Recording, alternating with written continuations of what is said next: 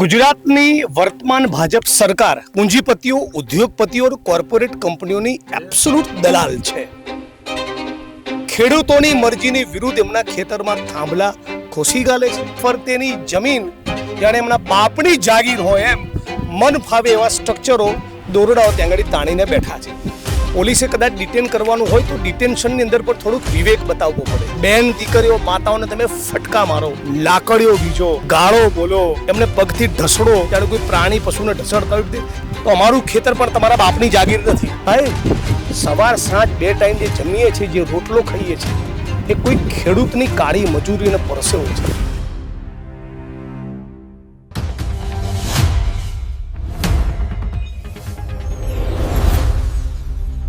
આજે અમે કોંઢમાં આવ્યા છે ને, કોંઢમાં અત્યારે ખેડૂતો પોતાના ખેતરમાં જે વીજ લાઈન ચાલી રહી છે એને લઈને વિરોધ કરવા પણ પહોંચ્યા છે। આ સાથે અમારી સાથે જિગ્નેશ મેવાણી છે કે જેઓ વડગામના ધારાસભ્ય છે। જિગ્નેશભાઈ, આ જે મુદ્દો ચાલી રહ્યો છે, શું લાગે છે?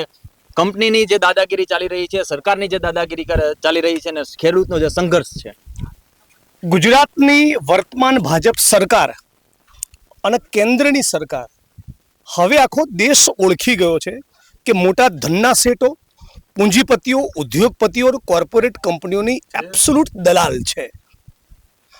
आ दलालो जे कॉर्पोरेट कंपनीओना हित माटे ज काम करे छे, पहला तो एमनी जोड़े न्यायनी कोई अपेक्षा होई ज न शके। એટલે સમગ્ર ગુજરાતના ખેડૂતો જ્ઞાતિ, ધર્મ, પ્રદેશ બધું ભૂલી સરકારની સામે લડવા એક થાય તો જ સફળતા મળે। હાલ જે કિસ્સો છે કોંઠ ગામનો, મોરબીનો, ટંકારાનો, દ્વારકાનો, આ જે મોટી મોટી કંપનીઓ વીજ લાઈનો નાખી રહી છે, મૂળ એમની દાનતમાં ખોટ છે। એ ખેડૂતોને યોગ્ય વળતર આપવા માંગતા નથી। ખેડૂતોની મરજીની વિરુદ્ધ એમના ખેતરમાં થાંભલા ખોસી ગાલે છે અને થાંભલા સિવાયની પણ બીજી ફરતેની જમીન જાણે એમના બાપની જાગીર હોય એમ મન ફાવે એવા સ્ટ્રક્ચરો, દોરડાઓ ત્યાં આગળ તાણીને બેઠા છે। અને પોલીસ એ આ કંપનીઓના ઈશારે દોડીને જાય છે। પોલીસે કદાચ ડિટેન કરવાનું હોય તો ડિટેન્શનની અંદર પણ થોડુંક વિવેક બતાવવો પડે।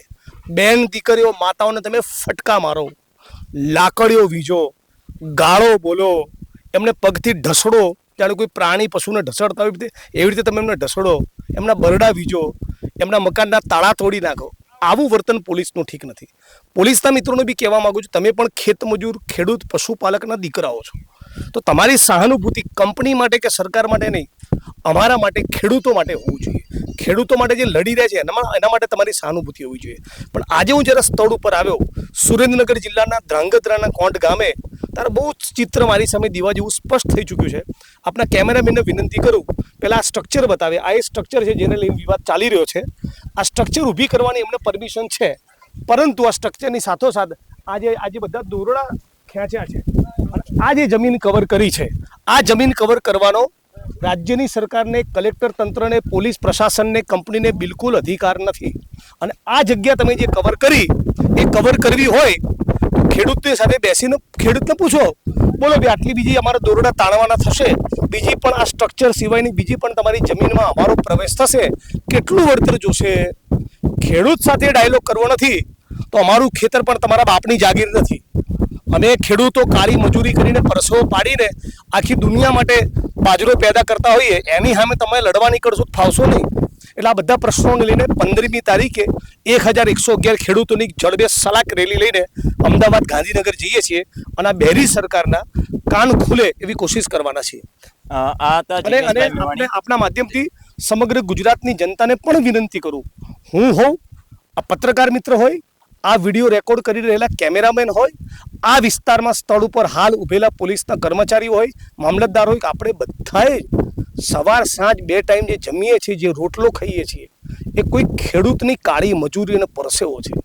એને થેન્ક યુ કહેવા, એનો આભાર માનવા, એનું ઋણ સ્વીકાર કરવા તો નથી જતા, પણ કમસે કમ આ ખેડૂત જ્યારે રોડ ઉપર ઉતરીને સંઘર્ષ કરતો હોય, એની માગણીઓ વ્યાજબી અને ન્યાય હોય, ત્યારે તો આપણે એના પડખે ઊભા રહેવું જોઈએ। એ જ સાચા ગુજરાતીની નિશાની। આભાર જિગ્નેશભાઈ, અમારી સાથે વાત કરવા બદલ। આ હતા જિગ્નેશભાઈ મેવાણી કે જેઓ આ કોંઢ ગામમાં આવ્યા છે અને ખેડૂતોની જે વ્યથા છે એ આપણા સમક્ષ મૂકી। અને આ બાબતે તમારું શું માનવું છે કોમેન્ટ બોક્સમાં ચોક્કસથી જણાવજો। નમસ્કાર।